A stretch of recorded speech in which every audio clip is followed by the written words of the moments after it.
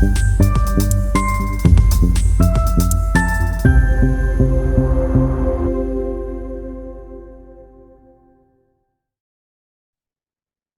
pues hola, buenos días.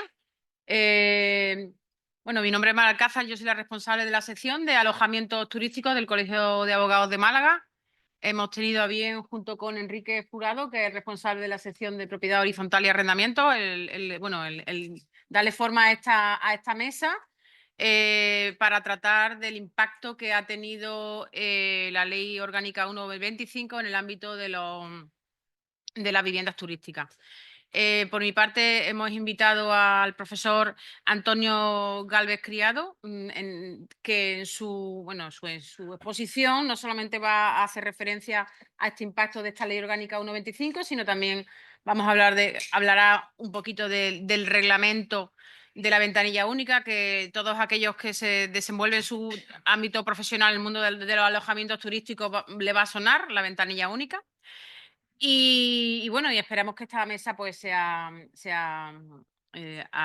amena. Enrique Jurado pues, luego posiblemente presentará su... Ahora, José Javier Díez Núñez me parece que necesita muy poca presentación con los años que lleva aquí en Málaga ya de magistrado y actualmente de la Audiencia Provincial, y además por su mucha colaboración con el Colegio de Abogados en charlas, en congresos y de todo tipo. Yo no sé si merece la pena que os aburra contando otra vez el currículum. Y él, de los que nos irá a hablar, es del impacto de esta Ley Orgánica 1/2025 en los procedimientos de propiedad horizontal y arrendamientos urbanos. Vale, pues de Antonio me gustaría decir unas cositas. Él es profesor titular de Derecho Civil de la Universidad de Málaga. Él es un asiduo colaborador realmente de la sección de Derecho Turístico y de alojamientos turísticos. De hecho, pues ha participado, ¿no?, en 3 proyectos relacionados precisamente con el ámbito de la modernización, ¿no?, del derecho privado de las viviendas turísticas, así como también en el ámbito de las plataformas. Ya sabemos que las viviendas se explotan o se comercializan a través de esas plataformas. También ha participado en un proyecto científico al respecto, que además tuvo ocasión de presentar aquí en el colegio.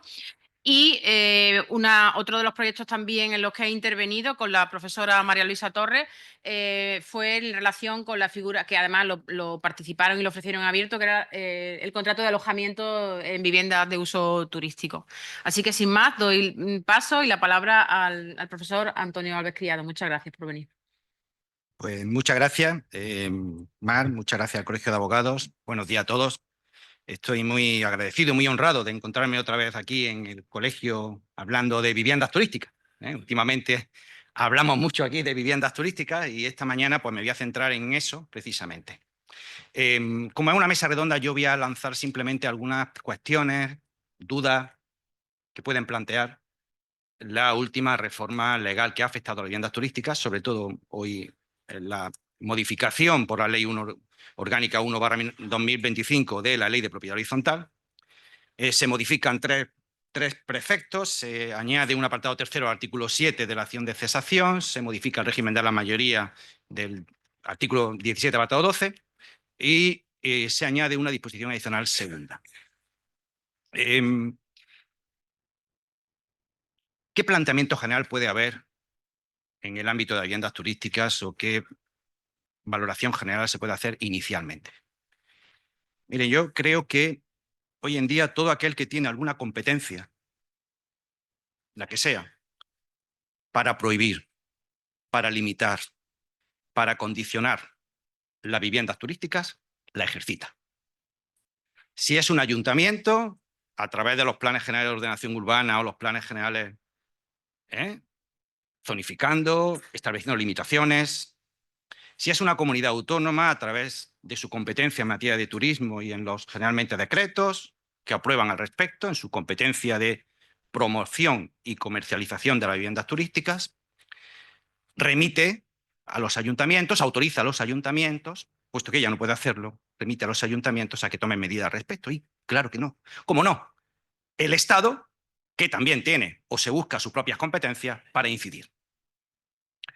Se ha hecho con el Real Decreto 1312-2024, el del 23 de diciembre, que nos lo publicaron en Nochebuena del año anterior, y ahora se hace con, con esta modificación introducida, esto ya no, de cualquier manera, en cualquier sitio, pues en una ley orgánica referida al servicio de la Administración de Justicia, pues se cuela una modificación para coordinar, que en ese momento se estaba haciendo el Real Decreto 1312-2024 de creación del registro único de arrendamientos y de ventanilla única de arrendamientos para transponer un reglamento europeo que regula la misma materia, el reglamento 2024-2028, y ser el primer país que lo hace. Aprovechando siempre en esa línea. Vamos a intentar limitar, condicionar, prohibir todo lo que podamos, todos los que tengamos competencias sobre viviendas turísticas. Bueno, permítanme que me convierta hoy un poco aquí, ya que estoy en el colegio de abogados, una especie de abogado defensor. Solo un poco, pero abogado defensor de las viviendas turísticas. No por razones económicas, no por razones sociales. Aquí todos tenemos nuestras razones y hay que buscar el equilibrio, sino por razones estrictamente jurídicas. Voy a ser tan osado de poner en duda que pueda ser legal, poner en duda la legalidad de la disposición final cuarta de la Ley Orgánica 1/2025 que modifica la Ley de Propiedad Horizontal. Pido perdón por la osadía, pero voy a intentar justificar mis palabras. ¿Por qué? Aparentemente es una norma dictada por quien tiene competencia para ello. Regula la Ley de Propiedad Horizontal, regula una materia de propiedad y regula un conflicto entre particulares, los propietarios de viviendas de uso turístico en comunidades de propietarios, y los, digamos, residentes tradicionales, otros propietarios que se dedican o que dedican su vivienda a una residencia, vamos a llamar vivienda residencial. Hay un conflicto entre particulares y el Estado, sin lugar a dudas, es competente. Es una materia pura y dura de derecho civil. Y el Estado es competente con carácter exclusivo por el 149.1.8. Entonces, ¿por qué digo yo que puede ser de dudosa legalidad?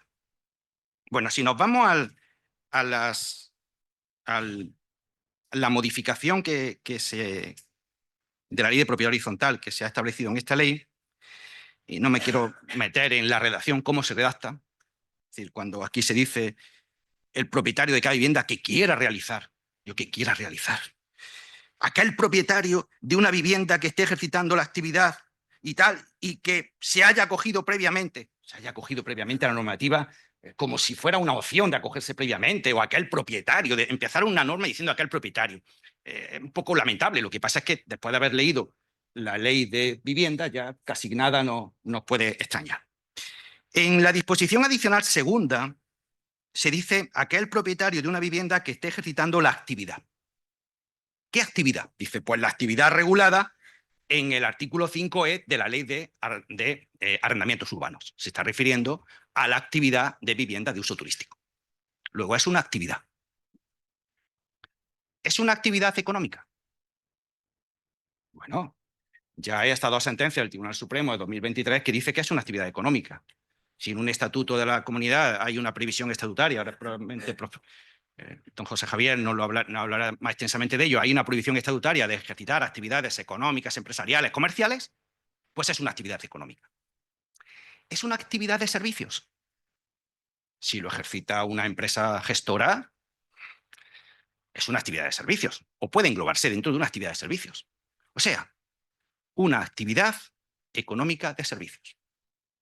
Y el legislador estatal dice que para poder ejercitar esa actividad económica de servicios es necesario previamente una autorización expresa de la comunidad de propietarios por doble mayoría de 3/5. ¿Es una barrera esto de acceso a una actividad económica de servicios contraria a la Directiva de Servicios de 2006? ¿Se está estableciendo un régimen de autorización previa del artículo 4.6? En el artículo 4 de la Directiva, apartado 6, define lo que es un régimen de autorización previa o un requisito previo del apartado 7, de tal manera que para que eso sea así, para que se permita una autorización previa o un requisito previo es necesario al ejercicio de una actividad económica de servicios en cuanto puede suponer una barrera de acceso, en cuanto supone una barrera de acceso a esa actividad contraria a la directiva, es necesario que esa medida sea necesaria, proporcional, no discriminatoria y que responda a una razón, literalmente, razón imperiosa de interés general. ¿Es eso lo que ocurre aquí? Bueno, podemos discutir que sea una autorización previa, porque la autorización previa a la que se refiere la directiva es otorgada por una administración pública. Hombre, la autorización previa no la otorga una administración pública, la otorga la comunidad de propietarios, en su caso. Ya, pero es que va a ser necesaria a partir de que entre en vigor el Real Decreto 1312-2024, que va a ser el 1 de julio. El decreto dice que entra en vigor el 2 de julio, pero que no es aplicable hasta el 1 de julio. Hombre, eso significará que será obligatorio y aplicable a partir del 1 de julio, significa que entra en vigor en ese momento. En ese momento ya han coordinado ese Real Decreto de ventanilla y registro único de arrendamientos, lo han coordinado con la modificación de la Ley de Propiedad Horizontal y se va a exigir para poder inscribir en el registro de la propiedad un número y obtener un número de registro para comercializarlo a través de plataformas online, se va a exigir que se obtenga previamente y se aporte previamente la autorización previa. Luego es una autorización previa en un procedimiento administrativo. Podemos tomarla, si no, como simplemente una condición previa. Simplemente un presupuesto. Perfecto. En cualquier caso, que sea proporcionado, que sea no discriminatorio, que responda a una necesidad y a una razón imperiosa de interés general. El Tribunal de Justicia de la Unión Europea, efectivamente, hay una sentencia muy importante en este ámbito, que es la sentencia de 22 de septiembre del 2020, donde, en el asunto Calia-Parmen, ha interpretado que puede ser, en el ámbito de las viviendas turísticas, una razón imperiosa de interés general. Y ha dicho que la escasez de vivienda, la lucha contra la escasez de vivienda, puede ser una razón imperiosa de interés general. Esa doctrina ha sido adoptada por la Sala Tercera del Tribunal Supremo en varias sentencias desde el año 2020, que la reproducen casi literalmente. El problema con el Plan General de Ordenación Urbana del Ayuntamiento de Bilbao dio lugar a una sentencia, también con Ciudad Bella en Barcelona, pasó también con Canarias con otra norma autonómica, norma del Ayuntamiento, y en la Isla Baleares. De tal manera que puede ser una razón imperiosa de interés general. ¿Es esto una razón imperiosa de interés general? ¿Interés general o interés de las comunidades de propietarios? Porque eso es un interés particular. Y lo más importante que ha dicho el Tribunal Supremo, ojo, acogiendo la doctrina del Tribunal de Justicia de la Unión Europea, que interpreta de esta manera la directiva europea. Y ha dicho que tiene que constar, tiene que justificarse claramente en una memoria, al menos, cuáles son las razones imperiosas de interés general. Y eso se lo ha dicho básicamente, cuando lo ha acogido el Tribunal Supremo, a los ayuntamientos.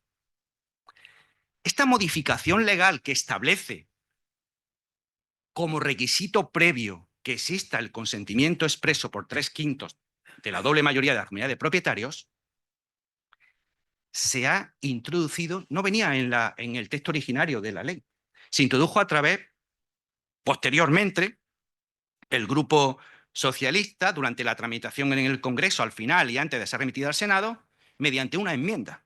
Una enmienda que tiene una justificación, además una enmienda y no se modificó el texto, tal y como aparece en la enmienda, finalmente se llevó al Senado, hubo veto en el Senado y levantó el veto el Congreso y se mandó así al BOE.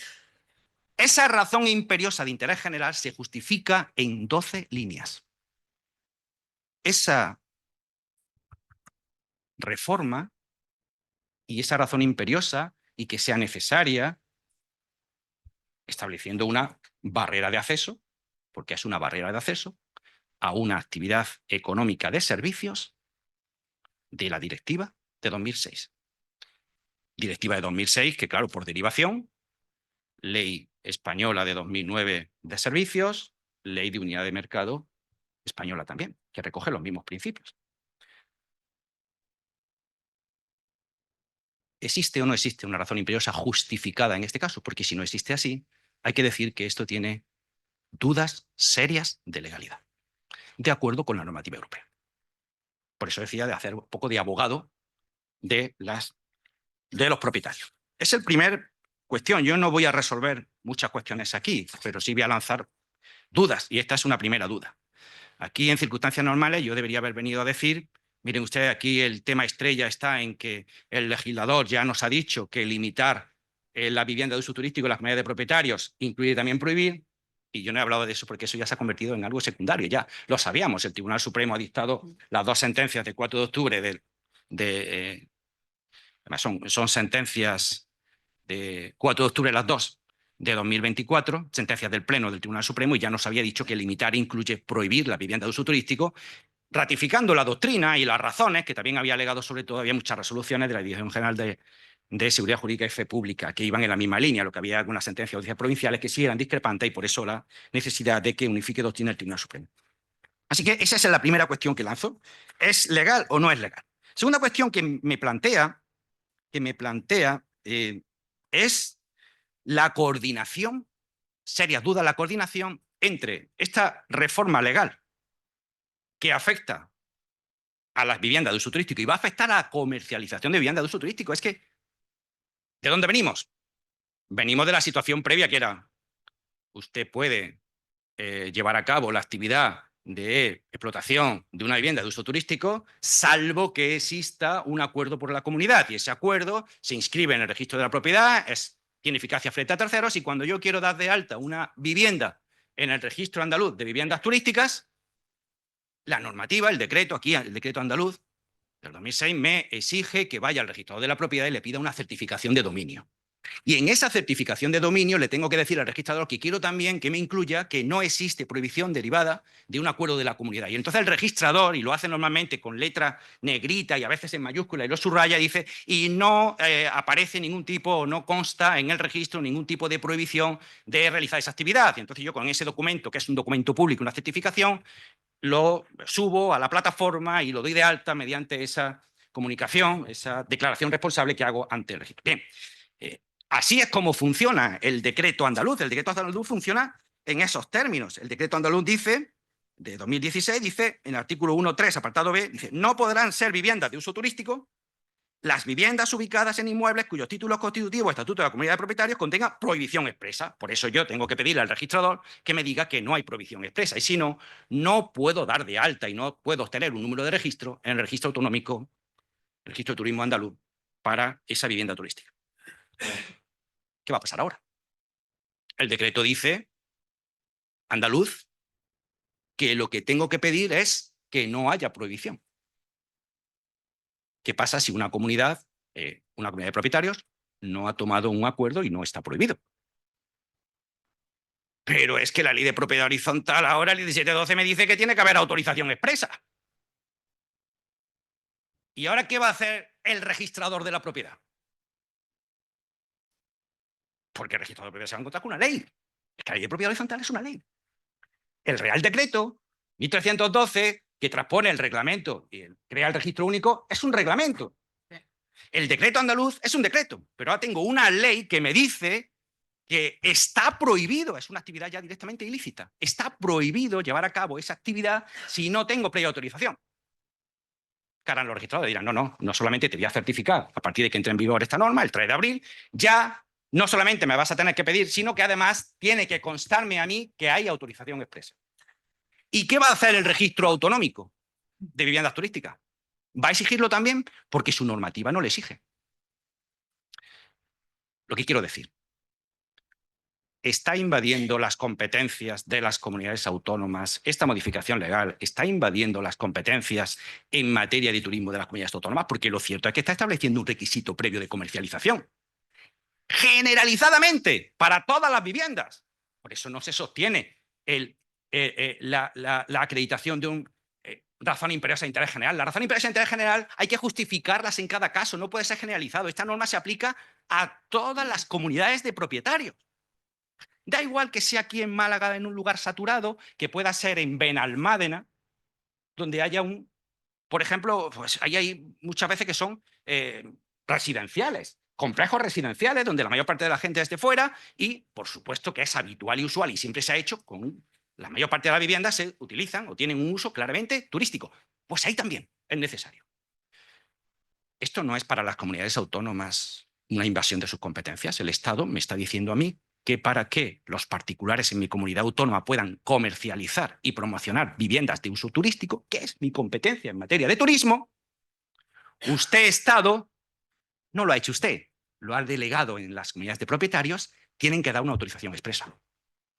Y ahí sí estamos en dudar de la legalidad de esta norma, porque invade competencias de las comunidades autónomas. Otra cosa es que ahora mismo las comunidades autónomas estén satisfechas con la norma porque todo el mundo que puede prohibir, todo el mundo que puede limitar, y también ellos, y no se les pasa una oportunidad. Tenemos un registro europeo que era para recoger datos. Vamos a intentar a través del registro limitar, condicionar, entorpecer la actividad. Tenemos una tramitación de una ley. Vamos a intentar meterlo ahí como un registro previo.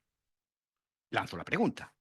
¿Invade o no invade competencias de las comunidades autónomas en materia turística? Es curioso lo que puede ocurrir.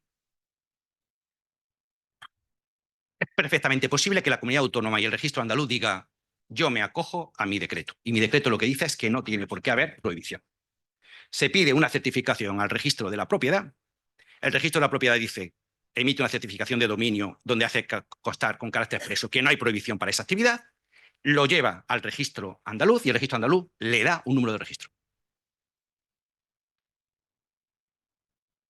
Para la comunidad autónoma competente en materia de turismo, ha cumplido todos los requisitos, se puede ejercer con total legalidad esa actividad. Para el 7.3 de la Ley de Propiedad Horizontal, si no hay una autorización expresa, es una actividad ilícita y las comunidades de propietarios, cualquier propietario o cualquier ocupante, dice, podrá ejercer o ejercitar la acción de cesación para que cese inmediatamente porque ya es una actividad ilícita. O sea, el mundo al revés. Antes teníamos una jurisprudencia de las audiencias provinciales que nos decían que no va a proceder la acción de cesación simplemente porque no se tenga licencia. La acción de cesación, decían expresamente algunas sentencias, no va a proceder simplemente por molestias porque no tenga licencia. Va a proceder cuando se pueda justificar que existen molestias, ruidos, más allá de lo tolerable, con una serie de requisitos. Incluso expresamente lo habían dicho.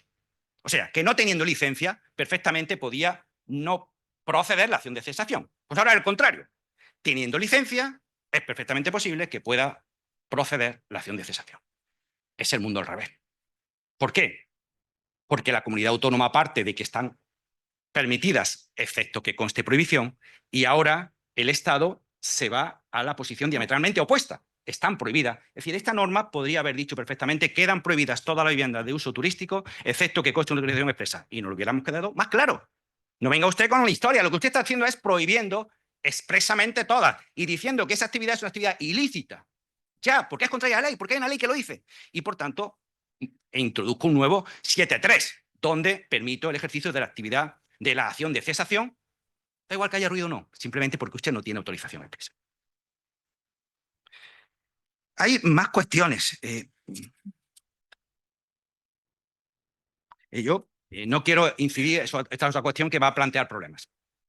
La jurisprudencia de la Dirección General de Seguridad Jurídica y Fe Pública había establecido que el acuerdo por el que se prohibía y que se permitía inscribir en el registro de la propiedad, se prohibía la vivienda de uso turístico por vivienda a la que se refiere la actividad a la que se refiere el 5E de la LAU en una comunidad de propietarios, para que se pudiera inscribir, tenía que ceñirse el acuerdo estrictamente a prohibir eso. O sea, lo que venía a decir es: mire usted, ustedes pueden prohibir la actividad a la que se refiere el 5E. Y eso planteaba algunos problemas para los administradores, porque hay que redactar muy bien el acuerdo. Hay que redactar diciendo que el acuerdo que estamos aprobando es aquel que permite limitar, condicionar o lo que sea las actividades del 5E, no cualquier otra actividad. De tal manera que si se limitaba o se aprobaba un acuerdo, pues yo creo que tenía por aquí un ejemplo de una resolución, decía el acuerdo: ningún piso, departamento o edificio podrá destinarse a hospedería, alquiler vacacional, apartamento turístico, vivienda de uso turístico, ni uso hotelero. El registrado dice: este acuerdo es por unanimidad. Porque todo lo que se salga del acuerdo del 17-12, que es el acuerdo prohibiendo las viviendas de uso turístico, tal y como las entiende el 5E de la LAU, por eso en el acuerdo yo siempre aconsejaba al abogado que en el acuerdo se redacte de tal manera que aparezca reflejado que es la actividad a la que se refiere el 5E de la LAU y se diga así expresamente, porque si no, luego el registrador te la puede echar para atrás. O sea, esto era un disloque, porque una actividad de vivienda de uso turístico podía ser prohibida por 3/5, y cualquier otra que probablemente sea mucho más perjudicial para la comunidad de propietarios, unanimidad. Pero es que ahora el tema es mucho más complicado, porque la de vivienda de uso turístico a partir de ahora necesita autorización expresa y las otras, para prohibirlas, unanimidad. ¿Tiene esto algún sentido? No lo tenía antes, pues menos todavía ahora. No me quiero extender más, hay más cuestiones. Yo había planteado también problemas que se pueden plantear que van a hacer los administradores de finca. Cada vez que le pidan van a empezar a acuerdos. Porque eso plantea una dinámica. No pueden hacer eso, una dinámica muy peligrosa. Porque tú no puedes decir a un vecino que sí y al que venga detrás dices que no. Porque hay un problema de buena fe, hay un problema de no puede ir contra sus propios actos. Las comunidades de propietarios tendrán que reunirse y decidir o sí o no, si es que consiguen mayoría de esas 3/5 o 60%, para que quede igual y claro para todo el mundo. Porque si no, esto va a ser un auténtico lío. O que van a estar reuniéndose todos los días y dependiendo de quién vaya, eso va a ser absolutamente impracticable. ¿Y qué plazos hay si lo solicitó la comunidad? ¿Y qué pasa si la comunidad no se reúne? Exactamente. Es un problema de todo tipo, que claro, que no hay un procedimiento establecido. Y lo último, ya con esto quiero terminar porque ya me estoy entendiendo. No, pero es que es muy interesante lo que Sí. está contando. Bueno, quería hacer El una último ya. última cuestión que se plantea con la disposición adicional segunda. La disposición adicional segunda teóricamente viene a arrojar algo de luz en todo esto por los problemas que había planteado la irretroactividad. Y entonces, claro, lo aclara y dice, dice, aquel propietario de una vivienda que esté ejercitando la actividad que se refiere, con la antigüedad de entrada y que se haya acogido a la normativa turística, dice, podrá seguir ejerciendo la actividad con las condiciones y plazos establecidos en la misma. Vale. ¿Y qué va a pasar a partir del día 3 de abril? Cuando ese propietario venda su vivienda turística. El decreto andaluz está redactado en términos de titular de la explotación. Es decir, para el decreto andaluz, si se vende, creo, si no, me corrigen.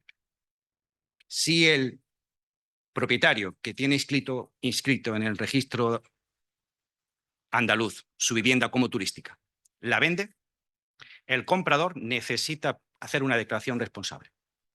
Y si mientras tanto la comunidad de propietarios ha tomado una decisión prohibiendo, y ahora ya no prohibiendo, sino con expresa autorización, no podrá llevarla a cabo. Porque está hecho en clave de persona explotadora, en clave de sujeto.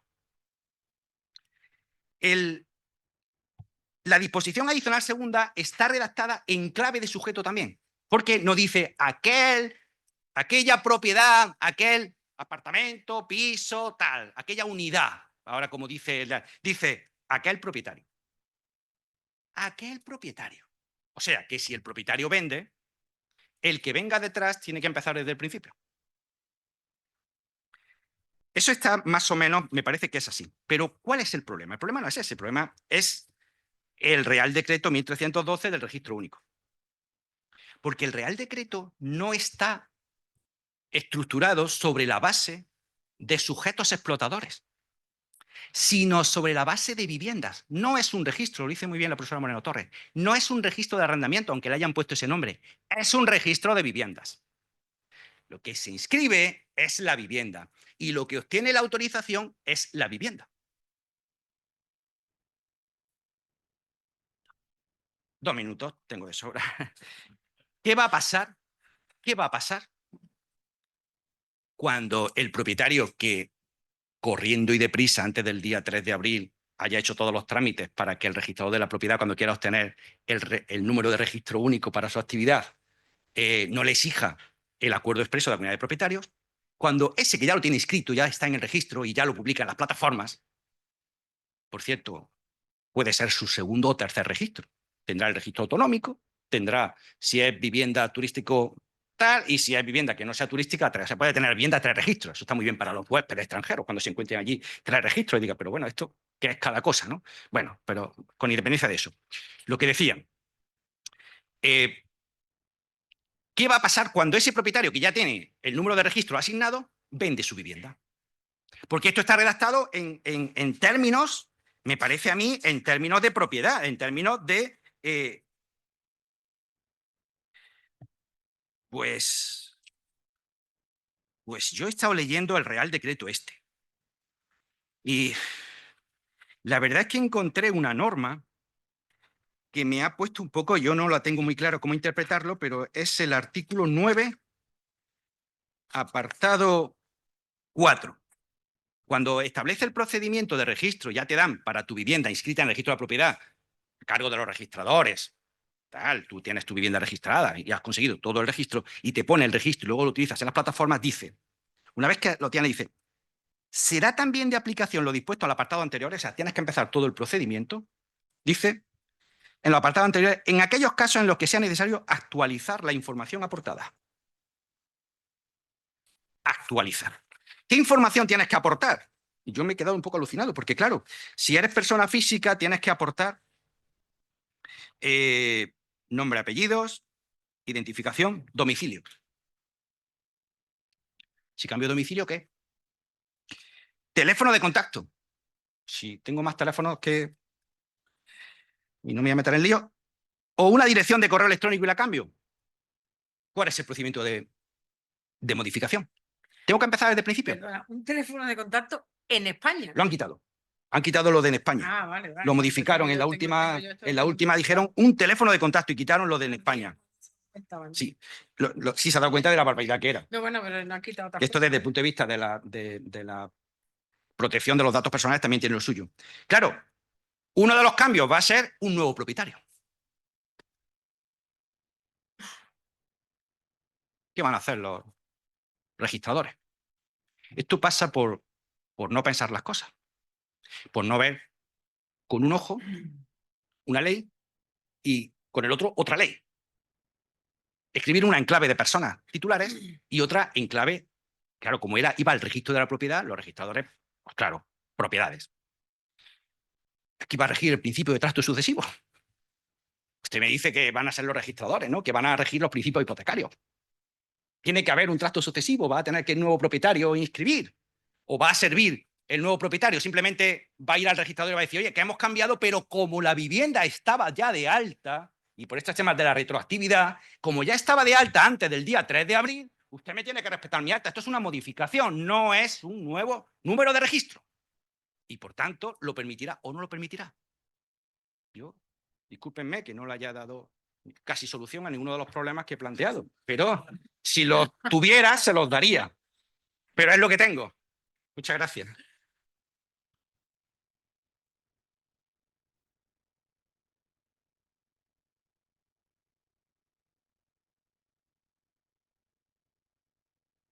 Voy a tocar turno a don José Javier Díez Núñez y espero que no nos plantees tantas dudas como... Bueno, muchas gracias. Buenas tardes ya a todos y muchas gracias por la invitación. Enhorabuena por la magnífica exposición que acabamos de escuchar. Y bueno, realmente el tema que afrontamos en el día de hoy es tan sumamente amplio que es difícil extractarlo en cuestión de media hora. Sobre todo porque tenemos una ley orgánica que trata multitud de cuestiones, no solamente en el orden jurisdiccional civil, sino en todos, absolutamente en todos, y una reforma muy profunda de lo que es la ley orgánica del Poder Judicial. En cualquier caso, esta jornada en estos momentos se circunscribe exclusivamente a lo que es la propiedad horizontal y ley de enjuiciamiento civil en materia arrendaticia y en la materia de propiedad horizontal. Bueno, yo en principio, empezando por la materia de la ley de propiedad horizontal, me gustaría inicialmente, en cuestión de 5 minutos, retrotraerme a unas jornadas que se celebraron aquí, creo que fue en el año 2023, con mi amigo y su compañero Francisco González Palma, donde tratamos el tema, no sé si alguno de ustedes estuvo presente en aquella jornada, no fue en este salón, fue en otro más pequeño, quiero recordar, y en donde tratamos cómo había incidido el Real Decreto 7/2019 con la reforma que se había llevado a cabo en el artículo 17.12 de la Ley de Propiedad Horizontal. Discutimos muy ampliamente acerca de si realmente esa reforma de condicionar o limitar que recoge el artículo y que sigue recogiendo el artículo 17.12 de la Ley de Propiedad Horizontal, incluía también prohibición, o si por el contrario, la norma prohibitiva quedaba fuera de esa situación. Bueno, realmente en esa... a partir de ese momento, que estamos hablando del año 2019, pues hemos tenido que esperar pues, prácticamente 6 años para que el legislador nos dé una respuesta definitiva y nos saque de la inseguridad jurídica en que hemos estado sumidos durante todo ese periodo de tiempo. Durante ese intervalo de tiempo, pues veíamos que había opiniones para todos los gustos. Vicente Magro Servet, que magistrado de la Sala Segunda del Tribunal Supremo, pero un gran conocedor de la Ley de Propiedad Horizontal, pues en ese momento consideraba que ni tan siquiera con la unanimidad se podía llevar a cabo una prohibición una prohibición de lo que eran los arrendamientos turísticos. Y se basaba para ello en el artículo 33 de la Constitución española, el derecho de propiedad. Y algunas secciones de audiencias provinciales, como la de Madrid, la sección 10ª, en sentencia de 6 de julio del 2022, pues siguió ese criterio. Otras, por el contrario, pues mantenían que, como el 17.12 no hacía referencia a prohibición, pues tenía que remitirse al 17.6, en donde se requería la unanimidad. En base a una interpretación restrictiva que respecto a lo que son las normas prohibitivas establecía y establece a lo largo de los años la jurisprudencia del Tribunal Supremo en numerosísimas sentencias, 30 de junio del 96, 29 de enero del 2015, etcétera, etcétera. Y después había una tercera tendencia, que era la mayoritaria en aquel momento, que se inclinaba por entender que el artículo 17.2, aunque expresamente no lo dijera, se incluía la prohibición y, por tanto, requería la mayoría cualificada de las 3/5 partes de las cuotas de participación conjunto con las que representaran las 3/5 partes de los propietarios. Esta es la tesis que siguen algunas audiencias, que siguieron en su día algunas audiencias provinciales, como por ejemplo la audiencia de Málaga, la sección 4ª, en una sentencia de 25 de enero de 2023, aunque curiosamente en el 2022 había dictado también una sentencia diciendo que se requería unanimidad. No sé exactamente el cambio de criterio porque no me ha dado tiempo material de confrontar las dos resoluciones. Lo cierto era que el Tribunal Supremo, ya en una sentencia de 3 de diciembre del 2014, había dicho que se adopten acuerdos prohibitivos. Es decir, el Tribunal Supremo daba margen suficiente para que las comunidades de propietarios adopten normas prohibitivas. Y eso lo hemos visto a lo largo de los tiempos en numerosos acuerdos que se han adoptado por parte de comunidades de propietarios y han sido convalidados esos acuerdos en vía judicial. Pero la solución a toda esta cuestión se puso tras el dictado de la que fue la Dirección General de los Registros del Notariado en varias resoluciones del año 2020 y 2021. Y ya para finalizar, el Tribunal Supremo, y las dos sentencias que se han citado anteriormente del 2024, pues el Tribunal Supremo da la respuesta definitiva de que el 17.12, antes de la reforma, incluía también la prohibición. Por tanto, lo que nos encontramos con esta ley orgánica actual 1/2015 es en una respuesta ya innecesaria, tardía y que no tiene ningún sentido en base a que ya se había asentado una doctrina jurisprudencial concreta sobre toda esta cuestión. ¿Qué significa esto a partir de ahora? Que ya lo dice expresamente la ley.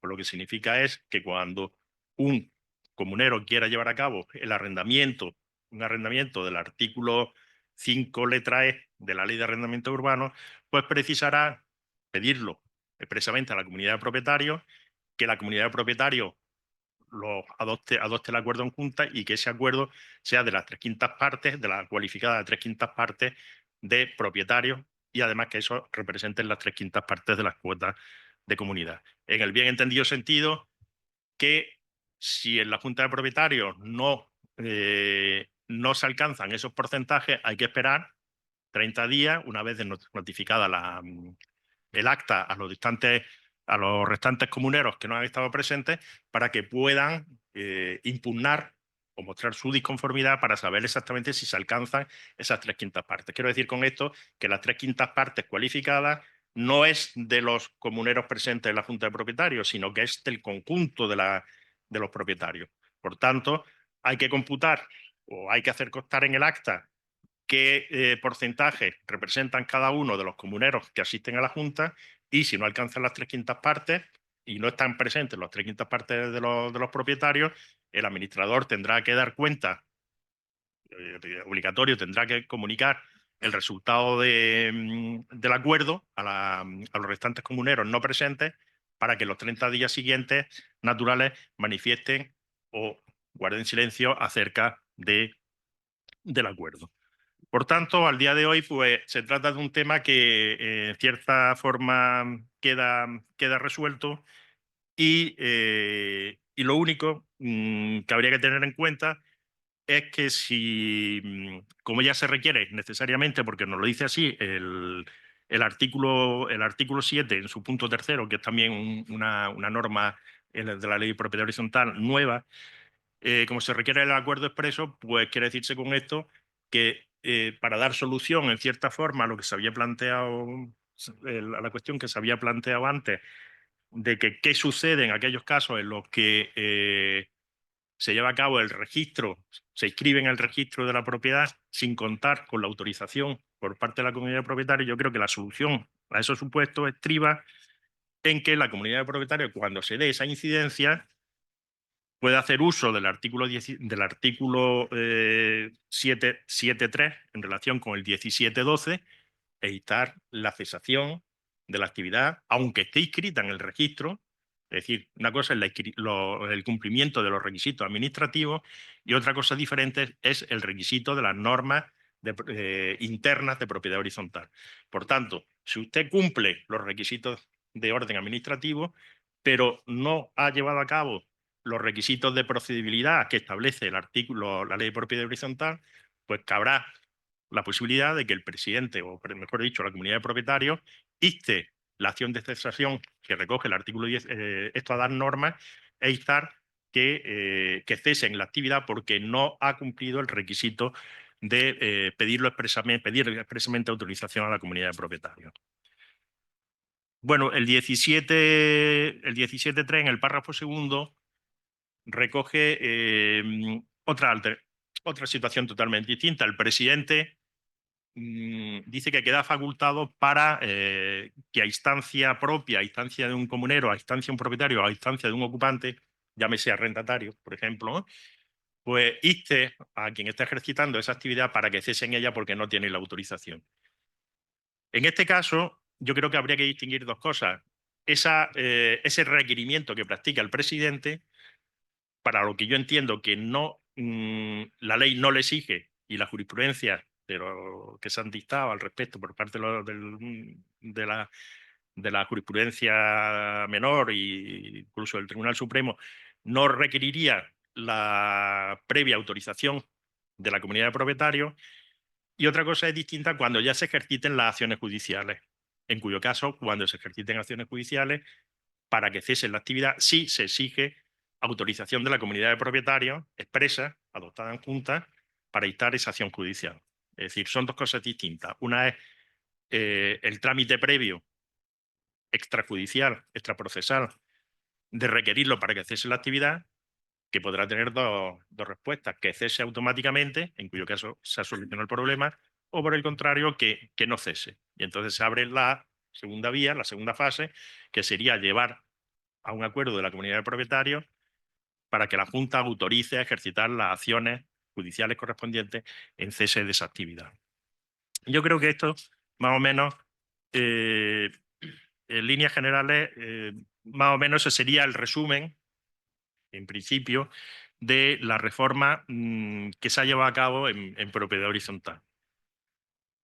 Mayor envergadura tiene la reforma procesal de la ley de enjuiciamiento civil, en la que yo, valga la ocasión de poner de manifiesto que siempre he sido un fiel partidario y defensor de la ley de enjuiciamiento civil de 1881, que tuvo vigencia durante más de un siglo que prácticamente durante más de un siglo no fue tocada, no fue reformada, y que si bien es cierto que esa ley pues, había quedado anticuada y que exigía adaptarse a las circunstancias del siglo XXI.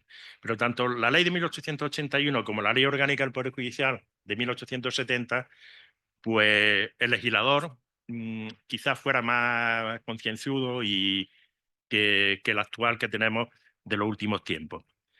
El hecho cierto es que, claro, ya no tenía ningún sentido aquellas normas que te decían cuándo se pueden hacer los actos de comunicación, pues desde la salida hasta la puesta del sol, porque, vamos, eso hoy, pues, lógicamente es impensable y había que adaptarse a las nuevas tecnologías y a los sistemas telemáticos que rigen. Pero hasta ahí, el hecho cierto es que cuando ya se publica la ley de enjuiciamiento civil del año 2000, pues hemos visto que desde el 2000 hasta la actualidad, esa ley del año 2000 pues, ha sido parcheada constantemente, ¿eh? Constantemente han sido reformadas, reformas parciales, reformas totales de artículos interminables que empiezan un leerlo y cuando termina el artículo no sabe exactamente qué era lo que decía al principio. En fin, ha sido un bombardeo total de la reforma. Y esta en concreto que reforma la ley orgánica 2025, pues pivota fundamentalmente sobre una cuestión primordial, que es que antes que todos los procedimientos, a excepción de algunos que recoge la ley, como son derechos fundamentales, procedimiento del artículo 158 del Código Civil, filiación, paternidad, maternidad, procedimientos matrimoniales no, procedimientos aquellos que se llamaban interdictales de retener y recobrar la posesión y de obra nueva, ingresos de menores, juicios cambiarios, en fin, un listado corto, no es muy amplio, todos necesariamente deben pasar un filtro, que es el filtro de preprocesal de intentar un acuerdo. Todos, absolutamente todos. Hasta tal punto así que si se interpone la demanda sin ese filtro, pues la consecuencia es la inadmisión de la demanda, porque lo dice así expresamente la ley. Por tanto, cuando se presenta una demanda, el 399 nos dice que tanto en la demanda como en la contestación a la demanda se tienen que acompañar aquellos documentos que justifiquen haber intentado, cuanto menos haber intentado, ese acuerdo entre las partes, mediante los distintos mecanismos que establece la ley. No solamente la ley te habla del sistema, de la utilización de la ley de mediación, sino que introduce otros sistemas nuevos, el acto de conciliación ante el letrado o letrada de la Administración de Justicia, el acto de conciliación notarial, el acto de conciliación ante el registrador, en fin, establece 6 o 7 variantes, pero que necesariamente lo imponen. Y esto, cuando yo lo leí, pues me hizo retrotraerme en décadas, porque yo ya llevo muchos años ejerciendo, ¿no? Para bien o para mal, y me hizo recordar la ley de 1881, la antigua ley de enjuiciamiento civil, cuando el acto de conciliación era preceptivo. No sé si Andrés lo recordará eso, ¿no? Andrés, porque Andrés...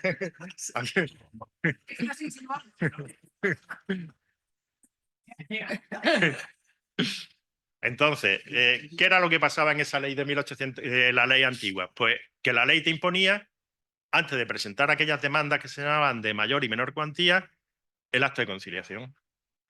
Era un requisito de procedibilidad también en aquella época. ¿Y qué sucedía? Pues que era un papel mojado. En definitiva, era un impreso que se rellenaba y era un mero formalismo que se acompañaba con la demanda para dar trámite, para que se diera trámite al procedimiento. Y ahora hemos vuelto, eso se modificó, quedó sin efecto en su momento y hemos vuelto otra vez a este mecanismo antiguo que nos introduce la ley, con la finalidad, persiguiendo la finalidad de conseguir, en cierta forma, pues, que la Administración de Justicia funcione de una forma más adecuada. Pero realmente yo no quiero ser pesimista, pero pienso que esta no es la solución. Yo, desde mi punto de vista, lo siento por todos los defensores de los mecanismos de mediación, que desde luego ahí están y se pueden utilizar, pero incluso la misma ley esta, cuando en su preámbulo habla de todos estos mecanismos, pues expresamente en uno de sus párrafos, al hablar de la ley de mediación, dice, no habla de la falta de confianza que ha tenido los ciudadanos en la utilización de estos medios a lo largo de los años. Y esa ley de mediación se introdujo porque venía establecida o venía impuesta por una directiva europea, ¿eh? Pero el hecho cierto es que al día de hoy la gran mayoría de asuntos, por lo menos desde mi punto de vista, a lo mejor estoy diciendo una cosa equivocada, pero la gran mayoría de asuntos van directamente al planteamiento de una demanda sin haberse llevado a cabo un acto de previo acuerdo. Por una razón muy sencilla, y antes lo hablábamos, porque realmente la realidad es que los letrados de las partes enfrentadas ya han tenido sus contactos previos para intentar llegar a un acuerdo y no ha sido alcanzado. Pero bueno, el caso es que la ley impone necesariamente llevar a cabo esos actos previos de intentar llegar a un acuerdo y tiene una importancia vital, por ejemplo, en materia de costas procesales. Si nos vamos al artículo 394, que sigue rigiendo el criterio del vencimiento objetivo, o al 395, que recoge el allanamiento, vemos como en esos dos artículos se han introducido unos incisos que te dicen qué repercusión puede tener cuando una de las partes ha rechazado esos mecanismos de acuerdos preprocesales o lo ha rechazado o no ha acudido o lo ha obstaculizado. En el sentido de que se le sanciona con la imposición de costas. O sea, es muy importante para la reforma precisamente ese mecanismo, incluso en tasación de costas también nos lo recoge, ¿eh? Una novedad también importante, hay muchas, pero una novedad también muy importante en los juicios verbales es el listado de sentencias orales, que lo recoge el artículo 210. Hasta ahora ese artículo, en su párrafo creo que era el número 3, prohibía sentencias orales. Con esta reforma, en cierta medida, a mí me recuerda mucho a los mecanismos de la sentencia oral en el orden jurisdiccional penal, pero con un matiz muy importante, y es que aunque se dicten esas sentencias orales que van a ser exclusivamente en aquellos procedimientos en los que las partes estén intervenidas por letrados, cuando no exista intervención de letrados, no autoriza la ley que sean juicios verbales, y son juicios verbales en general, ¿eh? La ley no te dice solamente para los juicios verbales de reclamación de cantidad. Todos los que se tramiten por el artículo por el 250, todas las materias que se tramiten por el 250, la ley te permite dictar sentencia oral. ¿Pero qué es lo que pasa aquí? Pues, por un lado, que si lo que quería conseguir el legislador es, en cierta forma, aligerar la carga de trabajo del juez, yo no lo veo, porque la misma ley te dice que aunque usted dicte la sentencia en forma oral, después la tiene que documentar. O sea, usted la anticipa oralmente, y también cabe la posibilidad de que las partes muestren su conformidad y queda la sentencia firme, pero la tiene que documentar. La tiene después que escribir. Quiere decirse con esto que una vez que la documente, se notifica y en la misma sentencia, porque expresamente hay que recogerlo, cabrá interponer los recursos que contra ella correspondan. Si la sentencia es de reclamación de cantidad de menos de 3.000 euros, pues la sentencia quedará firme, pero si es por razón de la materia o por cualquier otra circunstancia, sí cabe la posibilidad de recurrirlo. Pero ese 210 introduce también una cosa muy curiosa, que es, nos vuelve otra vez el legislador a llevar a la reforma, o mejor dicho, bueno, al origen de la ley 1/2000, en donde cuando recogía el recurso de apelación establecía dos fases, la fase de preparación y la fase de interposición. ¿Qué pasó? Pues que se vio que era absurdo esa diferenciación entre preparación y después la interposición del recurso. El legislador lo reformó y quitó lo que era la preparación y dejó nada más el recurso, porque no tenía ningún sentido, ¿no? Y ahora vuelve en los juicios verbales a decir, oiga usted, cuando yo dicte sentencia oral, y además yo no lo llevo a comprender bien, porque dice, el juez dicta sentencia oral y dentro, creo que habla de los 5 días, dice, dentro de los 5 días siguientes, ustedes me dicen por escrito cuáles son los motivos por los cuales va a impugnar la sentencia. O sea, es como una preparación del recurso de apelación, pero además una preparación del recurso de apelación contra un pronunciamiento que se ha emitido en forma verbal. No está todavía documentado, no está desarrollado en una sentencia escrita. Y entonces, mi pregunta, no lo dice el 210, mi pregunta es, o creo que será así, interpretado por los juzgados, por los tribunales de instancia, que cuando ese escrito no se presente, pues yo creo que la consecuencia va a ser la inadmisión, o sea, documentar la sentencia porque es obligatorio, pero si se presenta el recurso, yo creo que no se va a admitir, porque usted no ha cumplido el requisito de procedibilidad de anticípeme usted por escrito cuáles son los motivos o los pronunciamientos con los que muestra disconformidad. Bien. En fin, yo creo que eso debe de ser así, ¿eh?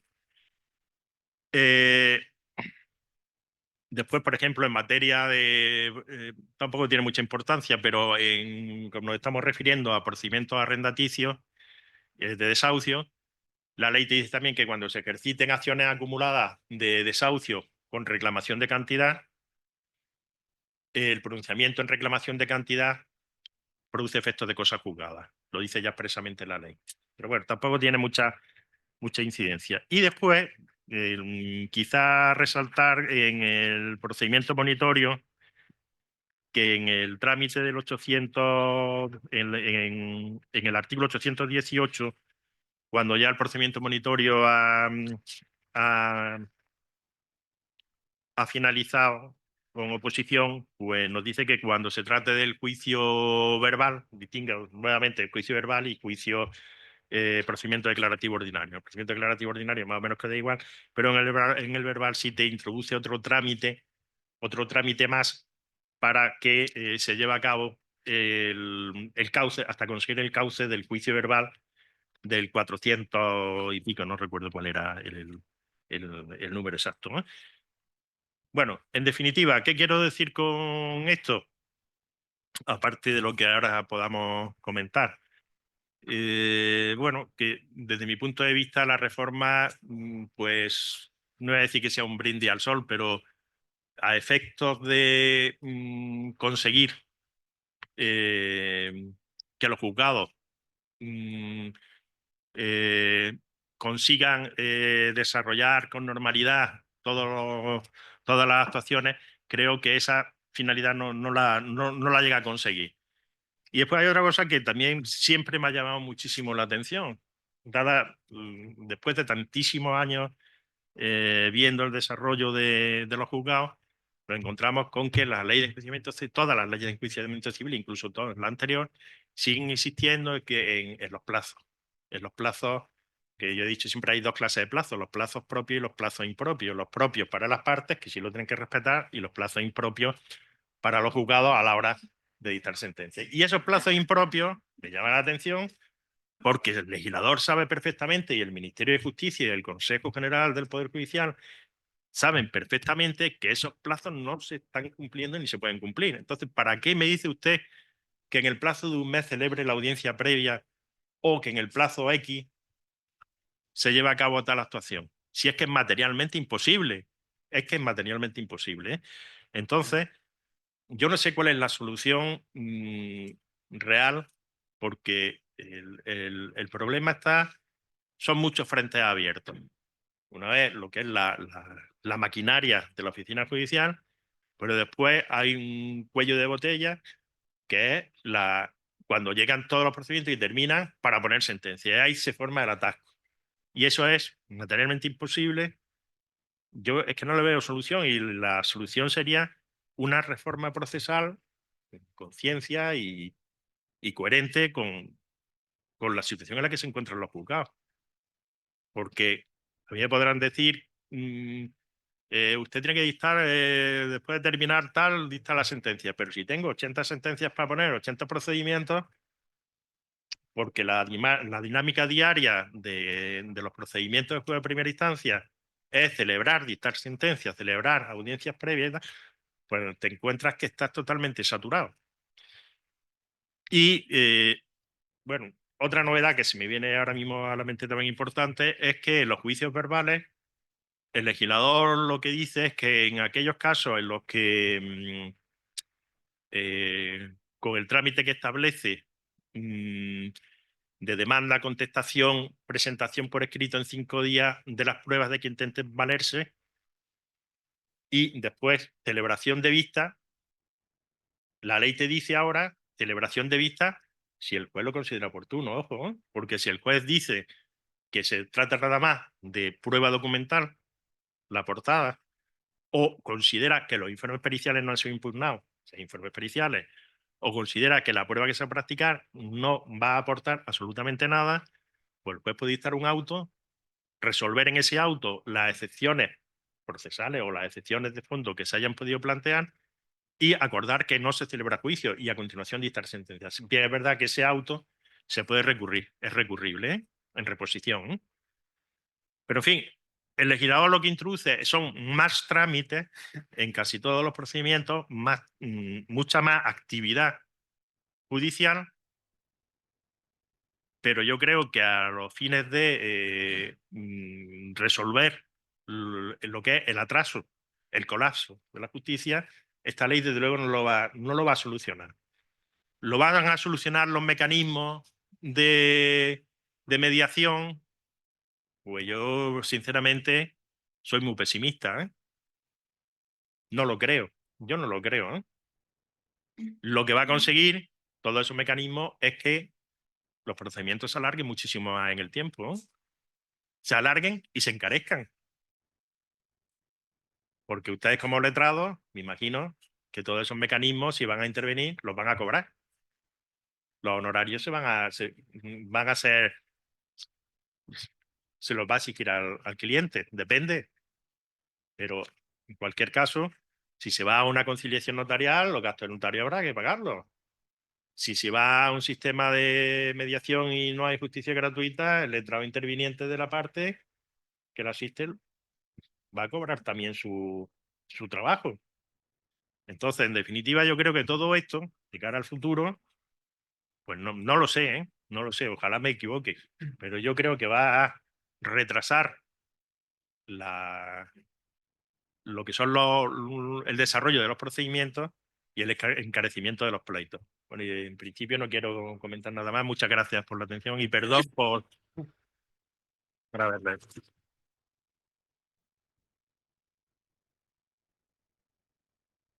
Yo antes de que entremos en las preguntas, que me imagino que va a haber más de una, quería solamente una cosa.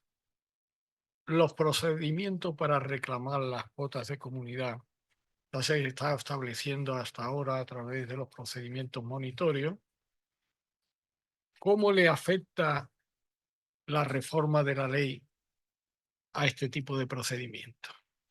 ¿Vamos a seguir teniendo el mismo cauce con las mismas condiciones de tener que aportar el requerimiento previo al deudor, la autorización de la Junta de Propietarios para proceder, la aprobación de esto, o esto ha cambiado en algún extremo? Bueno, yo creo que no ha cambiado nada. Yo lo que veo es que, vamos, de hecho, la norma que recoge los monitorios de las comunidades de propietarios no lo han tocado, lo han dejado tal cual. Sigue exactamente igual. El único que modifican es el 818, que sí habla de cuando se termina el monitorio y no ya hay oposición, que se reconvierte o se reconduce al verbal o al ordinario. Pero el resto sigue, lo que es el monitorio sigue tal cual. No lo modifican para nada. Andrés quería decir algo, ¿no? Yo quería hacer una pregunta al magistrado, que ya que estaba aquí, pues quería aprovechar. También cambian el sistema del acceso a la judicatura. ¿Cree usted que para que no sea realmente una ley orgánica de la ineficiencia de los servicios de justicia, el incremento del número de jueces sí puede dar una forma de descolapsar Hombre, los juzgados. hacen falta jueces. Muchos. No pocos, muchos. Lo que no es de recibo, refiriéndonos, por ejemplo, a Málaga, es que desde el año 92 no se ha creado una sección civil en la audiencia provincial. ¿Pero en qué cabeza entra eso? Es que no hay espacio físico, no hay espacio físico, y entonces, como no hay espacio físico, pues no crean secciones. Pero entonces la Pero es que pescadilla un que se muerde la cola, ¿no? Pero si es que un disparate, si es que, vamos a ver, las secciones civiles en principio estaban estructuradas para 3 magistrados. Después se metió uno más. Dijeron, vamos a ir con calzador. Bueno, como no vamos a crear secciones, pues las secciones de 3 le metemos uno más, 4. Perfecto, oye, todo lo que venga a ayudar, bienvenido sea. Pero después dicen, bueno, 4 no, 5. Ahora no, 5, ya somos 6 por sección. Pero es que no somos 6. Es que hay uno en comisión también. Somos 7 por sección. Y si tienen una comisión de apoyo, como tuvo la sexta, para las cláusulas de las condiciones generales de la contratación, pues llegamos hasta 9. Pero ¿por qué no me crean ustedes una sección, por ejemplo, de familia? Que vino yo es que lo siento, pero es que lo tengo que decir así. Vino el servicio de inspección en el año 2022, que fue cuando yo tomé posesión de la presidencia de la sección sexta, y el servicio de inspección dijo que iba a proponer una sección de familia de 3 magistrados. Y no le han hecho ni caso, no hacen ni caso. Entonces, es que esto no puede funcionar así. Lo único que les preocupan, y es así, ahora resulta que los juzgados de violencia sobre la mujer, que a mí me parece muy bien, porque es un tema muy delicado, pues con esta reforma creo que ya ahora mismo son 4, ¿no? O 5. 4. Pues ahora con la reforma van a ser muchos más. Porque creo que la reforma, estoy hablando un poco de lo que estoy hablando en este tema un poco de oídas. Porque le amplían las competencias, y entonces en vez de haber 4 juzgados de violencia van a ser muchísimos más, porque van a tener competencia, creo que también para los delitos de orden sexual. Entonces, ¿qué va a significar esto? Pues, por ejemplo, que en el orden civil, porque saben que los juzgados de violencia tienen una doble competencia, la competencia penal, pero también tienen asumida la competencia civil, que por cierto el 49 bis, creo que ya resuelve de una vez también por todas cuando empieza a tener competencia el juzgado de familia y cuando tiene competencia el juzgado de violencia sobre la mujer en materia civil. Menos mal, eso ya lo ha solucionado. Que era otro tema que venía también de antiguo porque no se solucionaba y había 1000 criterios distintos. Bueno, pues ahora resulta que al haber más juzgados de violencia sobre la mujer, la consecuencia va a ser que en el orden penal, pues prácticamente la respuesta va a ser, no va a repercutir, pero en el orden civil, todos los procedimientos que vean todos esos juzgados de violencia sobre la mujer, pues recursos para arriba a la sección quinta, a la sección sexta. Entonces, cada vez va a haber cada vez más recursos, cada vez más competencias y menos ayuda. Entonces, ¿hacen falta jueces? Claro que hacen falta jueces. Hacen falta jueces. Vamos a ver, si es que hay un tema que es curioso, porque ahora, y todos lo sabrán, lo habrán oído, que se habla de meter a más jueces por otros sistemas diferentes a lo que es la oposición. Pero si tiene ahí una bolsa de opositores de 3000 y pico, ¿para qué me hablas de meter por la puerta de atrás a 1000 y pico jueces si tiene una bolsa de 3000 que ni siquiera llegan a cubrir las plazas, porque si salen 100 plazas cubren 90 y a los otros 10 los dejan fuera cuando están perfectamente preparados? Si es que, yo qué sé, es que lo siento. Yo ya... Una conclusión, mójese. Vale, empezamos con el turno de preguntas. Sí, creo que voy a tener que pasar el micrófono. No, pero es que no sé. Funciona, Te ¿no? Sí. referencia antes no por tu edad, sino por tus conocimientos. Sí, pero por la edad también, José Javier. Estamos los tres, Enrique, Sí. tú y yo. Sí, es Eso- que eso- cuando se publicó la ley del 2000, pues el Colegio de Abogados hizo un grupo en el que estábamos los tres. Estaba también Antonio Alcalá, estaba Pepe Soldado, Pepe Soldado y estaba también José L. J. Soe estaba, pues Y entonces tuvimos ese grupo explicando la ley por los distintos colegios. Hicimos, yo qué sé, un montón de fines de semana. Aquello fue incansable, ¿eh? Fuimos a Madrid, Sí. fuimos a todas Sí, partes. pero José, nos aprendimos la ley. Sí, sí. Sí, es verdad. Sí, Bueno, sí, por lo menos sirvió para algo. eh, se me ha olvidado lo que iba a preguntar. No, no se me ha olvidado.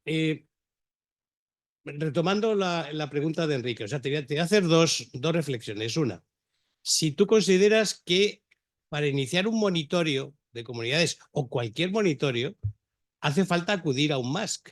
Y lo digo porque en las excepciones, excepción al cambiario. No sé por qué, pero no al monitor. Nada más, Entonces, perdón que te interrumpa. Excluye monitorio europeo sí, y monitorios de cantidad de reducida a nivel europeo. Y el monitorio no está normal, ¿no? excluido. Por tanto, Por eso pregunto. Entonces, en un pleito de reclamación de cuotas de comunidad en el que se supone que ya hay un requerimiento, ¿ese requerimiento tiene la consideración de MASC? Porque yo en ese caso creo que no.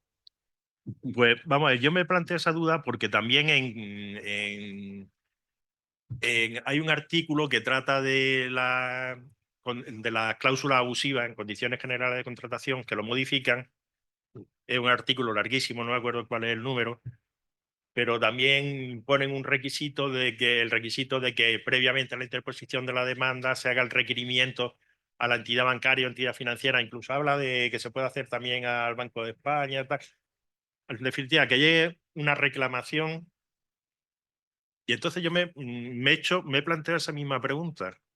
Es decir, si a mí me está diciendo la ley en el monitorio que tú dices, o por ejemplo en las condiciones generales de la contratación, que ya son verbales siempre, te dice la ley, oiga usted, antes de interponer la demanda, porque lo dice ese artículo, usted tiene que hacer el requerimiento extrajudicial de que le diga a la entidad bancaria cuáles son las cláusulas que usted considera abusivas, cuáles son las cantidades que le tiene que devolver. En fin, vienen ahí perfilados todo lo que hay que decirle a la entidad bancaria. Que se está haciendo, de hecho se está haciendo en la práctica, y se está haciendo por una razón muy sencilla en la práctica. Porque si yo le hago el requerimiento extrajudicial al banco de que me declare abusiva determinadas cláusulas y me devuelva generalmente los gastos de constitución del préstamo hipotecario, yo le hago ese requerimiento, con eso consigo que cuando la entidad bancaria, que no te hace ni caso, y yo presento la demanda y después se me allana, el requerimiento previo me sirve para que le impongan las costas, ¿eh? Eso está claro. Y entonces, ¿qué es lo que sucede? Que en la práctica, prácticamente todos los operarios judiciales que tratan temas de cláusula abusiva parten del requerimiento previo para cubrirse las espaldas, porque el banco te va a decir que no en la mayoría de los casos, o no te contesta. Y entonces con eso consigo que cuando se allane, oiga, pues, sentencia de allanamiento y condenan costas, lógicamente, porque entra dentro de los supuestos del 395 de que tenga que soportar las costas. Entonces, yo creo que eso se le ha escapado al legislador, ¿eh? Se le ha escapado. No, no solo eso. Entonces, habrá que ver, bueno, sí, ya, pero habrá que ver por dónde respiran los juzgados. Entonces, me temo que va a haber discrepancia entre los distintos juzgados de primera instancia, porque va a haber algunos que te digan, esto no me vale, no admito la demanda porque no ha cumplido el trámite de procedibilidad, y otros entiendan que ese requerimiento previo que está previsto ya expresamente en la ley sea suficiente. No lo sé, ¿eh? No lo sé, la verdad es que no lo sé. Pero, No, yo tampoco. Pero como no está, la verdad es que como no está dentro de las excepciones que recoge el libro cuarto, pues me temo que puede ser que se pueda decir que haya que hacerlo, ¿no?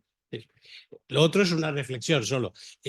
Has hablado de las sentencias orales el 210, el cambio del 210, y ya has hablado de la modificación el 438, el del juicio verbal.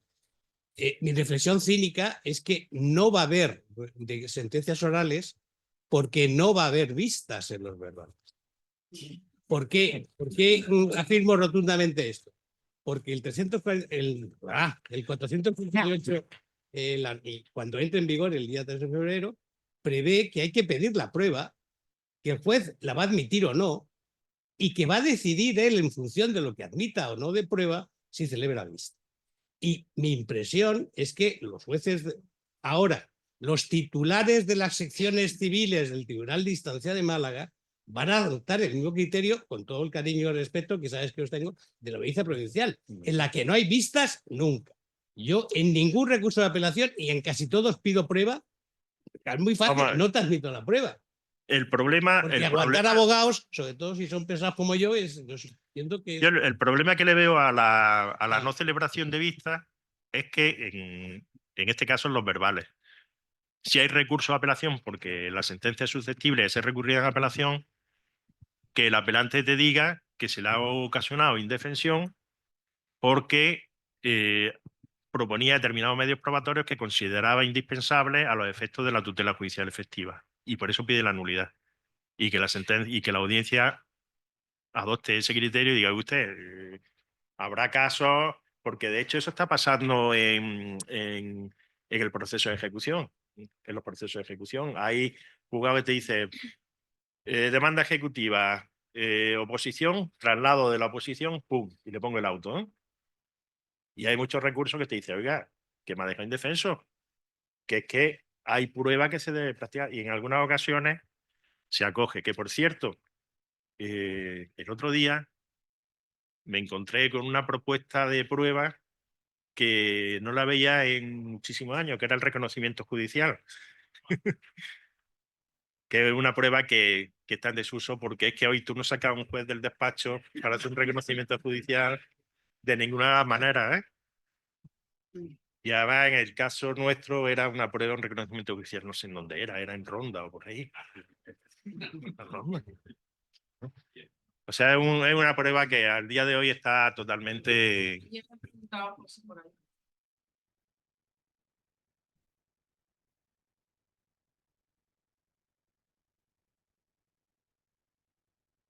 Además, cuando se trata de reconocimiento judicial, ya con los mecanismos tecnológicos que hay, todo eso, una grabación o Sí. Buenas tardes. te puede resolver. Buenas tardes, gracias. Pablo Portillo, 2323, brevemente. Yo llevo comunidad propietaria, no soy administrador, pero yo es que sigo todavía dándole vuelta en los verbales, los monitorios, la mediación. Es decir, si yo tengo el mandato de mi presidente, los certificados de que este señor durante 2 años no paga la cuota de comunidad, ¿qué mediación va a haber? ¿Le rebajo los 1.200 euros, lo dejamos en 1.000 euros?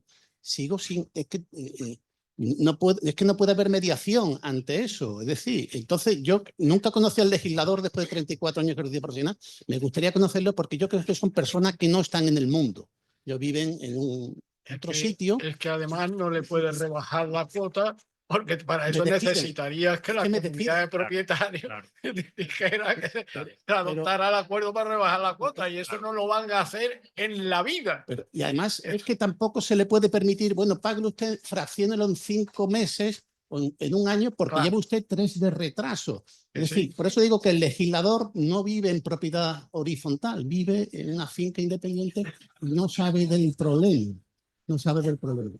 Entonces, yo que me dedico a las comunidades propietarias. Yo no digo que en un juicio de equidad, porque es un bloque antiguo que tenga que ponerle un ascensor trasero en el ojo de patio, ahí claro que tiene que haber una mediación. Y por cierto, la mediación será el registro de la propiedad y será el registrador el que medie ahí. Yo me enteré ayer el 103 bis de la ley, la ley esta de registro.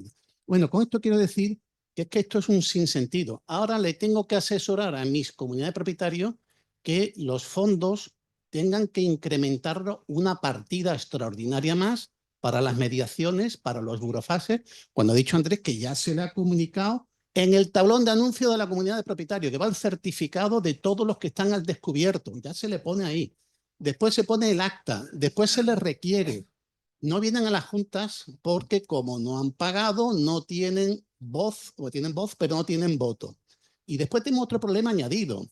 En propiedad horizontal, ¿dónde notificas el requerimiento? Yo por comodidad lo notifico en el piso o en la nave industrial, a sabiendo que el domicilio social está fuera, está en Palma de Mallorca, Santa Cruz de Tenerife, yo por comodidad lo notifico aquí en Málaga. Yo sé que el problema que va a venir después, oiga, me está usted notificando fuera de mi domicilio social, que es en Bruselas, que yo soy un fondo buitre.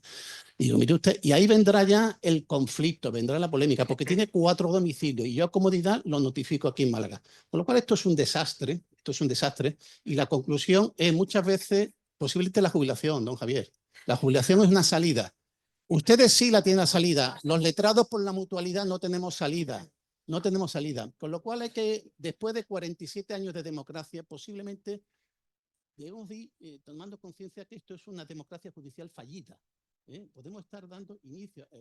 La decadencia del Imperio Romano fue hace ya 2000 años y posiblemente esto sea la entrada a esa decadencia. Y no digo nada más. Gracias. Acuérdate que las notificaciones se tienen que hacer en el domicilio en España que se tenga designado expresamente. Y si no, naturalmente lo haces en la propia finca o en el tablón de anuncios. Sí, buena.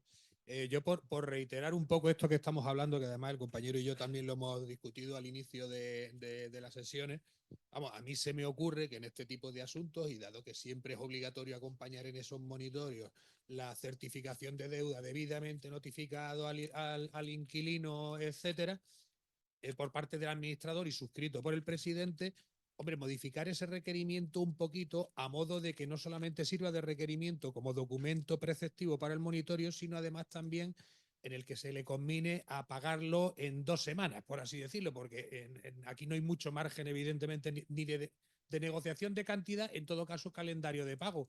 Pero como no se puede demorar la cosa eternamente, se me ocurre si serviría esa notificación de la certificación por parte del administrador acompañado de un pequeño comentario aludiendo a que se le combina para que pague a lo mejor en el plazo de 2 semanas y en caso contrario pues emprenderían las acciones legales oportunas.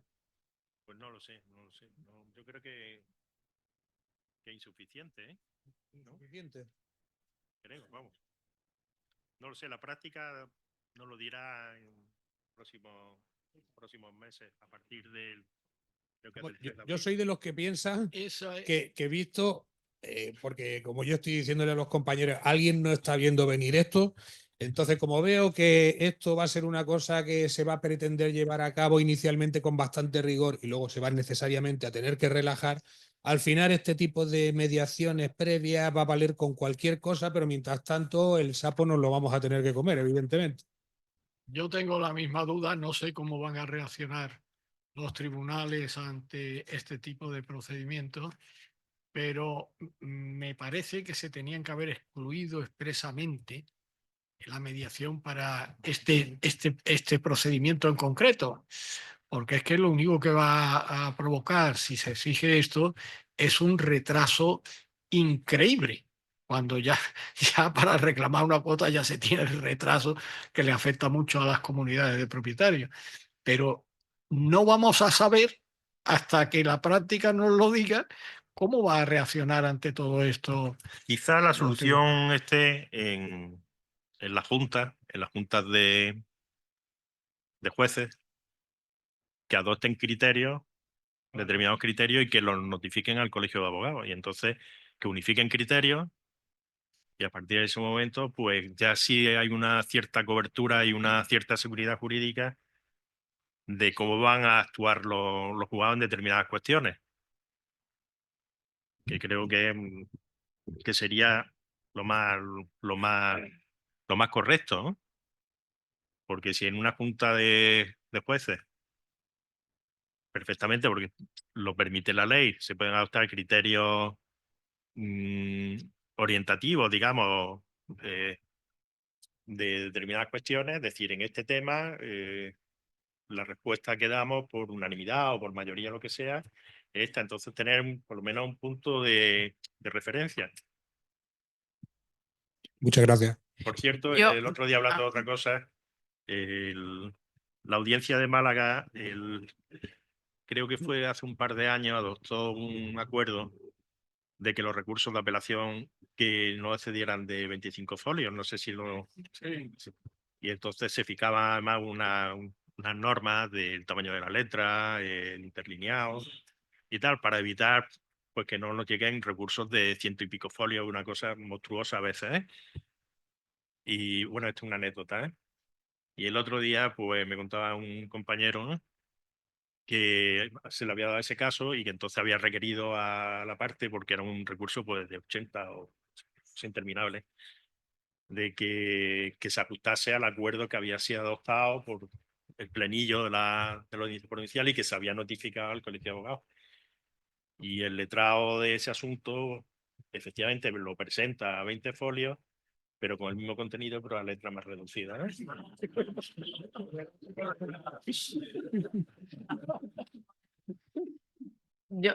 Yo quería hacer una pregunta al profesor, porque, a ver, cómo de alguna forma en febrero del año pasado entró en vigor las modificaciones del decreto de que afectaba a viviendas turísticas, apartamentos turísticos y establecimientos hoteleros. Y estableció un plazo de aplicación que vencía en agosto del año pasado, en el que ahora todos tenían que hacerse un cambio de titularidad, es decir, de los propietarios particulares a aquellas empresas explotadoras.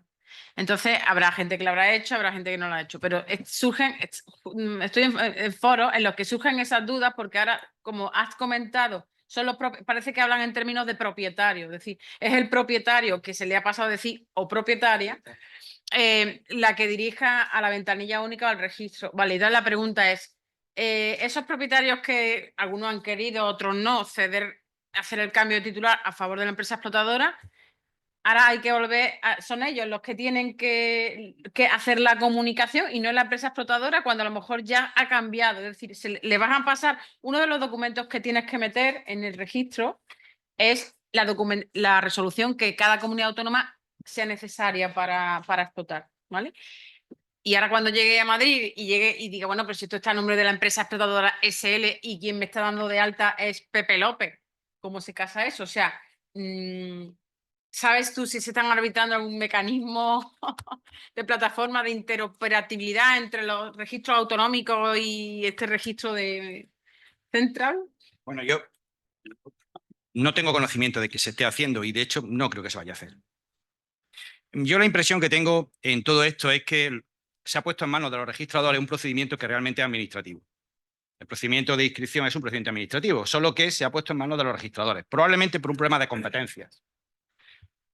Es dudoso que el Estado tuviera competencia. Que el Estado tenga, que en España tengamos que transponer un reglamento europeo no significa que tenga que hacerlo el Estado. Eso depende de la distribución competencial que haya. Entonces, el Estado, uno de los problemas que ha tenido para hacer ese Real Decreto es un problema competencial. Entonces, justifica muy bien cuáles son sus competencias. Y una de ellas es, hombre, competencia en materia de registro. Pero esos son registros civiles con efectos jurídicos, no registros autonómicos. Y lo pongo, es un procedimiento administrativo, un registro administrativo que lo he puesto en manos de los registradores. Y eso no cambia las competencias y la naturaleza del registro. ¿Qué es lo que va a pasar probablemente? Pues que los registradores se van a encontrar con una normativa autonómica muy dispersa, con un Real Decreto, que es un reglamento, y una ley ordinaria, que es la Ley de Propiedad Horizontal. ¿Y cuál es mi impresión? Que van a aplicar la Ley de Propiedad Horizontal. Y van a decir, mire usted, ¿yo qué voy a aplicar? Mi ley. ¿Y mi ley qué dice? El 7.3, que necesito esto. Mire usted, yo velo por la legalidad del procedimiento, el principio de legalidad al cual se someten y conocen muy bien los registradores. Y a mí me da la impresión de que en todo esto quien va a mandar va a ser la Ley de Propiedad Horizontal. Que las comunidades autónomas, unas envalentonen más y otras menos, y permitan que a pesar de que el acuerdo no permitan inscribir, perfectamente. Pero cuando esos mismos pretendan inscribir en el registro, que serán los mismos registradores, dirán, no me pediste la certificación, pues ahora no te inscribo esa vivienda. Yo creo que va a pasar eso, man. Aquí va a regirse por la Ley de Propiedad Horizontal y se van a acoger a ella básicamente, probablemente por una cuestión de jerarquía normativa, sin velar por una cuestión de competencias, que es importante. En todo esto, el tema de las competencias me parece a mí que es muy importante y se ha pasado esto un poco Hombre, yo tengo constancia de que dentro del sistema de cooperación entre el Estado y las comunidades autónomas en el ámbito del turismo están las conferencias sectoriales de turismo y la comisión sectorial. Entonces, las últimas reuniones, que son las que se mantienen entre los directores generales y el titular de la Secretaría de Estado de Turismo, se hablaron precisamente de cierta lealtad institucional en el sentido de decir, te estás metiendo en una camisa que no corresponde a nosotros, pero claro, como tampoco hay un pacto de Estado por turismo, eso alguien al final va a tener que poner, vamos, lo que tú dices, o se reúnen e intentan de alguna forma plantear la inconstitucionalidad de la ley orgánica, o al final, pues cualquiera sabe. ¿Hay alguna pregunta? Pues, vale, ahí. La última, porque ya es la 1:30. Sí, es muy sencilla la minuto pregunta. solo. Es muy sencilla Como la que no pasa un pregunta. minuto. Se la quiero hacer al magistrado. Me gustaría que me respondiera no lo que. Se lo voy a hacer al magistrado. Me gustaría que me respondiera no lo que usted cree que va a pasar en general, sino lo que usted haría a la hora de dictar sentencia. Como si fuera un juez de instancia. ¿Qué pasa? ¿No me escucha? ¿Eh? No, todavía no he empezado a preguntar. La pregunta es la siguiente. Las obligaciones son lo que son porque son de obligado cumplimiento. Si no se puede obligar a su cumplimiento, no son obligaciones, serían otras cosas. Porque a un acreedor se le va a exigir que transija o que renuncie desde el principio. Y le voy a hacer la pregunta de forma más concreta. Si yo soy acreedor porque se me debe un dinero, porque, por ejemplo, no me han pagado la cosa y se me debe el precio, no es suficiente con, en vez de demandar, hacer un requerimiento fehaciente de pago y ya con eso se cumple con la norma, porque estoy evitando el pleito directo, sencillamente hago un requerimiento de pago y el demandado podrá responder lo que quiera, pero yo ya he cumplido evitando el pleito desde el principio, intentando evitarlo. Pero ¿por qué tengo que transigir desde el principio? ¿Por qué tengo que preguntarle, bueno, pero si no va a pagar, ¿por qué no paga? Hágame usted el favor, como me decía ayer un ponente, para decirme cuáles son los motivos por los que usted no paga. No lo veo necesario. Tiene un derecho de exigir su crédito. ¿No cree usted como juez o como magistrado que con eso ya salvaguarda al principio el espíritu de la ley, que es evitar el conflicto directo? Para mí, en principio, sí, pero para la ley no. Que la ley, yo creo que los términos de la ley son imperativos, ¿eh? Nos guste o no nos guste. Y la ley nos está diciendo, oye usted, salvo los casos excepcionales que están previstos en esta ley del 2025, para los restantes, usted tiene que pasar el filtro necesario de haber practicado esos mecanismos a su elección. Los mecanismos, el que usted quiera, a su elección. Sí, pero es que uno de esos mecanismos es que el abogado puede defender la posición de su cliente directamente sin acudir ni a una conciliación ni a una mediación. Entonces, si el abogado, en vez de poner una demanda, lo que le hace es un requerimiento de pago, ya le está dando la vía para que conteste en un tiempo razonable, que en este caso van a ser 30 días. No lo dice así la ley, ¿no? Yo creo que no lo... Es que la ley... Creo que no lo dice así. Bueno, la ley es vaga cuando dice que los abogados podrán defender directamente o podrán emplear los medios de negociación directamente en defensa de su cliente. Y no dice nada más, no explica lo que es una negociación, no nos dice las cosas exactas que tenemos que hacer, los pasos que tenemos que dar para que el abogado pueda cumplir con la ley. A ver, un momento, es que...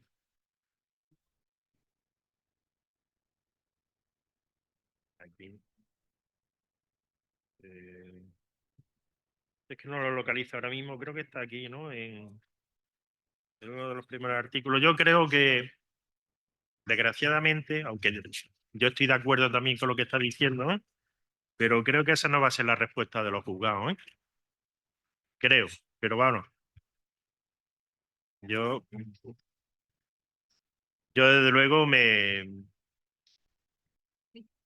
uno a la simplificación de todos los trámites, porque creo que es lo más correcto, pero la ley, el espíritu de la ley es otro. El espíritu de la ley es, ustedes, lo quieran o no lo quieran, tienen que pasar por ahí.